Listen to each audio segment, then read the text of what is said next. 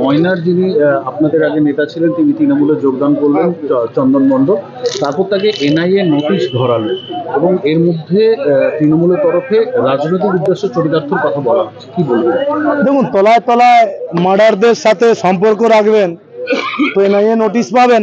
উনি তো বাইটই দিয়েছিলেন মনে হয়, মোস্ট প্রবাবলি ফেসবুকে না কোথায়। অনেক অনেক এরা আমার সাথে যোগাযোগ করছে, যারা নোটিশ পেয়েছে তারা আমার সাথে যোগাযোগ করছে। তো এনআইএ ওনাকে জিজ্ঞাসাবাদ করবে, ভাই কারা কারা তোমার সাথে যোগাযোগ করেছে, যারা বিজয় কৃষ্ণার মার্ডারে যুক্ত, গিয়ে বলুক। আমি কি আমি হেড নাকি যে ওকে নোটিশ করবো? আর এসব ওনাকে অত নোটিশ ফোটিস, আমি ওই পলিটিক্যালি ওনাকে নোটিশ কেন, ওনাকে দাঁড় করিয়ে 20-25 হাজার ভোটে হারাবো, ওসব ভাবি না। ঠিক আছে, আর কি আছে বলুন? না, এইটা নিয়ে যে বলছে যে তৃণমূলের তরফে বলা হচ্ছে যে টিএমসি কি বললো আমার জানার দরকার নেই। আমি আপনাকে বললাম এনআইএ নোটিশ করেছে। এনআইএ একটা সংস্থা, তারা নোটিশ করেছে চন্দন মণ্ডলকে। চন্দন মণ্ডল যাক, সে এসে অ্যান্সার দেবে হু আই অ্যাম। আমি তো নোটিশ খাইনি। চন্দন মণ্ডল, টিএমসি অনেক কিছু অনেক রকম বলবে। এনআইএ কি আমাদের বিজেপির লোক নাকি?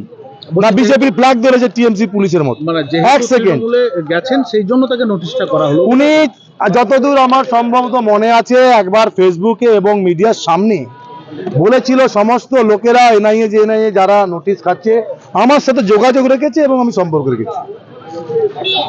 তো সেটা পাবলিক হয়েছে, যারা সেটা এনআইএ দেখেছে।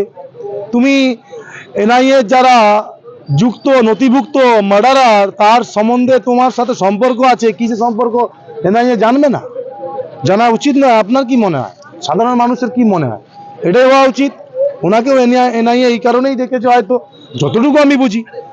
আর না হলে যেভাবে কোথায় কি করে বেড়াচ্ছে আজকাল, মানুষ তো বোঝা যায় না কে কোথায় কি করে বেড়ায়।